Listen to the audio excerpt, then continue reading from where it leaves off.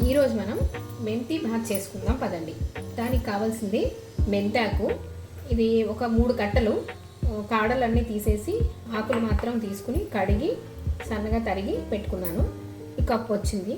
కట్టలు పెద్దవి చిన్నవి ఉంటాయి కాబట్టి దాన్ని బట్టి తీసుకోవడమే. ధనియాలు, మినప్పప్పు, శనగపప్పు, 2 లవంగాలు, చిన్న దాల్చిన చెక్క ముక్క, 2 ఎండుమిరపకాయలు, కొబ్బరి, అలాగే ఇంగువ. ఇవన్నీ కలిపి మనం వేయించుకుని పొడి చేసుకుంటాము.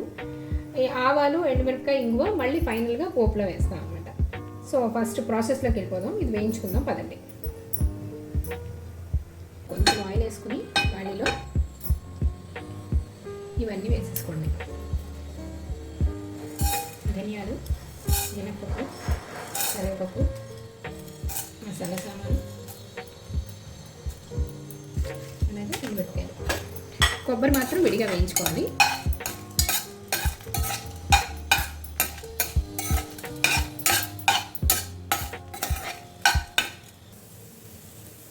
ఇది కొంచెం 3 వంతులు వేగాక ఇందులోనే కొబ్బరి ముక్కలు కూడా వేసేస్తున్నాను.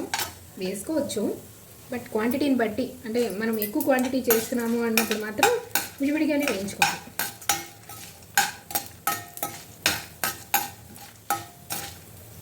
ఇది వేగిపోయింది, ఆపేస్తున్నాను. దీనిపైన ఇంకో పొడి కొంచెం చల్లేస్తే సరిపోతుంది. చల్లారాక మిక్సీ చేసేసుకోవడమే దీన్ని. దీన్ని మిక్సీ జార్లో తీసేసుకుందాం. కొంచెం చల్లగా అయ్యాక మిక్సీ చేసుకోవచ్చు.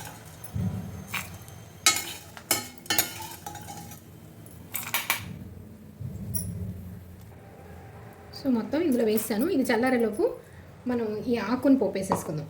సరిపడా వేసుకోవాలి. ఇందులో ఉంది ఆయిల్ ఆల్రెడీ. ఇప్పుడు ఇందులో కొంచెం ఆవాలు, ఒక్క ఎండుమిరపకాయ. నేను చేసేది క్వాంటిటీ చాలా తక్కువ, అంటే ఒకళ్ళకి సరిపోయేంత చేస్తున్నాను. గుళ్ళుగా తింటే కొంచెం కొంచెం తినేటైతే ఇద్దరికి అంతే. సో కొంచెం ఇందులో ఇంగువ వేసేసి ఆకు కూడా ఇందులో వేసి వాడ్చేద్దాం. ఓకే,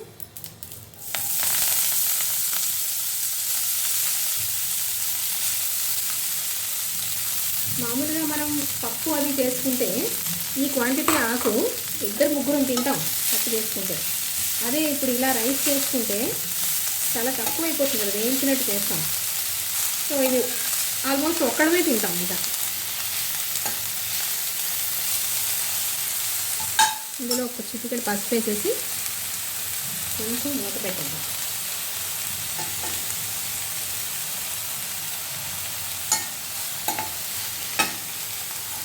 ఉప్పు వేయటం లేదు, అప్పుడే కొంచెం దగ్గరగా వాడిన తర్వాత వేస్తాను.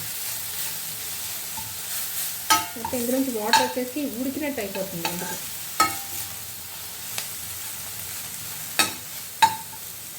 వేగిన ఫ్లేవర్ వస్తే మెంతి చాలా బాగుంటుంది.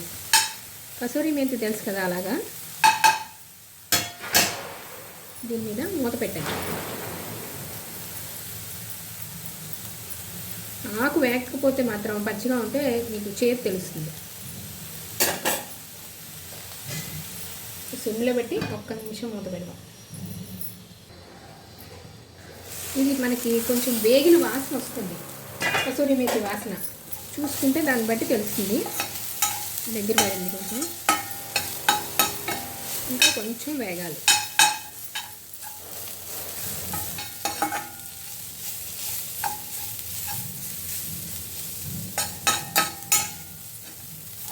కొంచెం ఆయిల్ వేసుకోవచ్చు, కానీ నేను వేయటం లేదు. దీన్ని కొంచెం చిటికెడు ఉప్పేసి ఇప్పుడు వేయిద్దాం. అప్పుడు ఆకు మరీ చప్పగా ఉండకుండా ఉంటుంది. కొంచెం అంతే, దీనికి సరిపడా వేగిపోయింది. ఇప్పుడు ఇందులో రైస్ వేసి కలిపేసి పైన పొడి కూడా వేసేసుకుందాము. తర్వాత కొంచెం వేడిగా ఉంది కాబట్టి కొంచెం చల్లారిన తర్వాత గోరువెచ్చగా ఉన్నప్పుడు ఒకసారి చేతితో బాగా కలిపితే ఈ ఆకులన్నీ బాగా రైస్లో కలుస్తాయి. సో ఇప్పుడు ఇంకా రైస్ వేసేసుకుందాం. స్టవ్ ఆఫ్ చేసాను. నేను ఇదిగో ఒక్కళ్ళకే కాబట్టి కొంచెం దీంట్లో పెట్టుకున్నాను. ఇందులోనే కొంచెం పెరుగన్నాన్ని ఉంచేసుకుని మిగతాది రైస్ కలిపేస్తాను.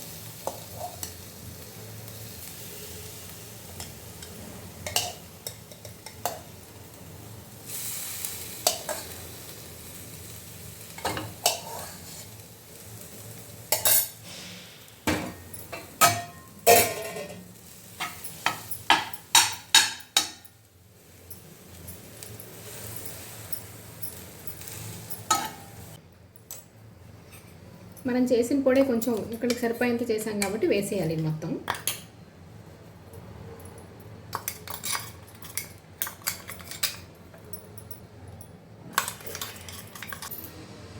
ఆల్రెడీ కొంచెం వేసాం కదా ఇందాక, సో ఈ మాత్రం సరిపోతుంది. తర్వాత మీరు చూసుకుని ఉప్పు కావాలంటే యాడ్ చేసుకోవచ్చు, ఒకవేళ మీకు ఇంకా వేసుకోవచ్చు.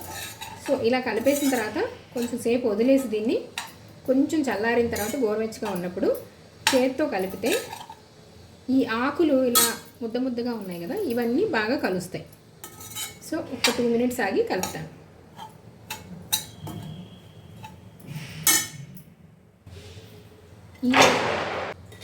దానికి నంచుకోవడానికి టమాటో చట్నీ చేసుకుందాం.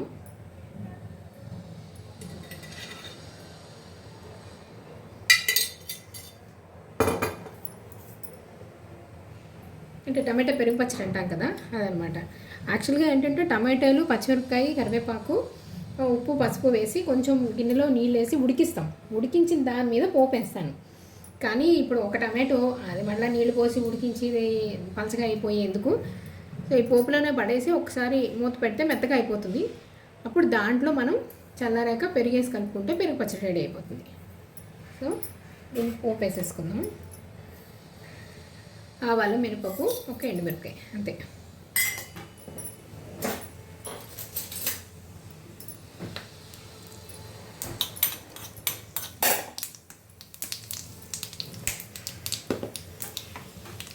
సో ఇప్పుడు ఇందులో ఈ టమాటా ముక్కలు వేసేస్తాను.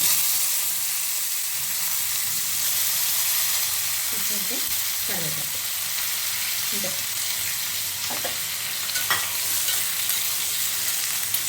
భలే భలే కాంబినేషన్స్ కనుక్కునేవాళ్ళు మన పాతకాలం వాళ్ళు కదా. ఇప్పుడు మనం అందరూ పులిహోరలాగా నిమ్మకాయ కానీ చింతపండు కానీ అంటే పులుపుకి సంబంధించి ఏం వేయలేదు కాబట్టి దానికి నంచుకోవడానికి ఇదనమాట కాంపల్సేట్ చేయడం. ఇందులో పెరుగు వేస్తాము, అలాగే టమాటా వేస్తాము. ఈ రెండు కొంచెం పులుపు ఇది ఉంటుంది కాబట్టి అది కమ్మగా ఉంటుంది. దానికి నంచుకోవడానికి కొంచెంసేపు ఇది ఉప్పు వేసేసి మొదలుపెట్టాం.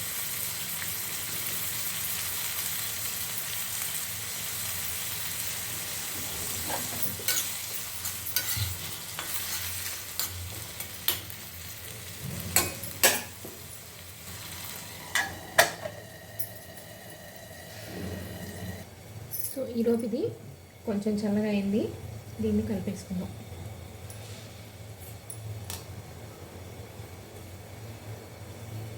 ఇలా అంటే ఆకులు మొత్తం అన్ని దగ్గరికి అయిపోయాయి కదా, ఇవన్నీ విడివిడిగా వచ్చి సమంగా కలుస్తాయి.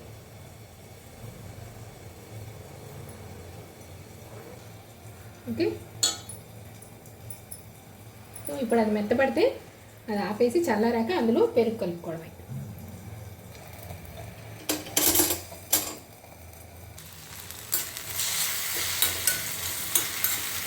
ఇంకా కొంచెం మగ్గాలి.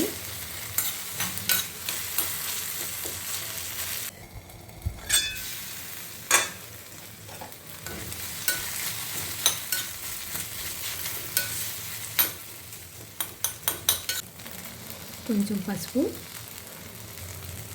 కొంచెం వాటర్,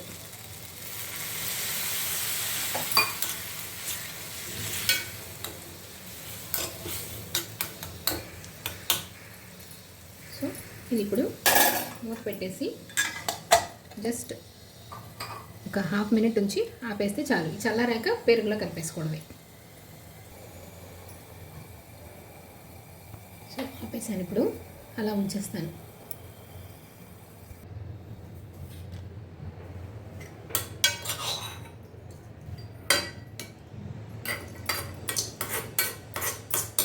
కొంచెం వేడిగా ఉంది, పూర్తిగా చల్లగా అయిపోయాక ఇందులో పెరిగేసేసుకుందాం.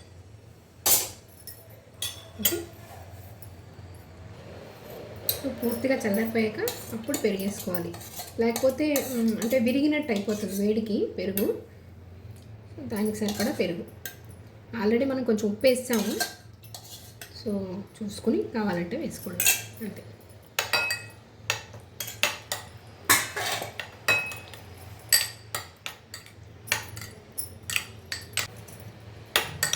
అంటే మామూలుగా అయితే వాటర్లో ఉడకబెడతాం కాబట్టి కొంచెం పలచగా ఉంటుంది, ఇది డైరెక్ట్గా పోపేసాం కాబట్టి గట్టిగా ఉంది.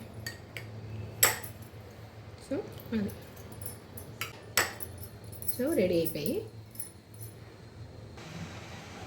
రెడీ అయిపోయింది మెంతి భాత్ అండ్ టమాటో పెరుగు పచ్చడి. ఈ రెండింటి కాంబినేషన్ చాలా బాగుంటుంది, మీరు కూడా చేసుకుని ఎంజాయ్ చేయండి.